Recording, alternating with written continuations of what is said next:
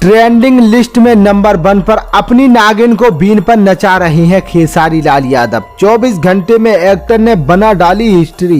दिन पर दिन भोजपुरी सिनेमा का दबदबा बढ़ता जा रहा है। ऐसे में केवल बड़े पर्दे पर ही नहीं बल्कि सोशल मीडिया पर भी इन स्टार्स की धमक देखने को मिल रही है। हाल ही में ट्रेंडिंग स्टार खेसारी लाल यादव ने अपना नया गाना रिलीज किया था, जिसका टाइटल उन्होंने नागिन रखा था। अपनी नागिन हसीना को बीन पर नचाते हुए खेसारी लाल यादव ने सोशल मीडिया पर तहलका मचा डाला है। यूट्यूब पर खेसारी लाल यादव के गाने ने हिस्ट्री बना डाली है। 24 घंटे से भी कम वक्त में खेसारी लाल यादव के गाने को दर्शकों का इतना प्यार मिला है कि ये गाना ट्रेंडिंग लिस्ट में नंबर 1 पर अपनी जगह बनाने में कामयाब रहा। खेसारी लाल यादव का ये गाना बीते दिन से ही खूब ट्रेंड कर रहा है। 24 घंटे से भी कम वक्त में इस गाने ने 5.5 मिलियन से भी ज्यादा व्यूज इकट्ठा कर लिए और लगातार इस गाने पर व्यूजों की गिनती बढ़ती जा रही है। खेसारी लाल यादव की बीन पर नागिन बनती नजर आई खूबसूरत हसीना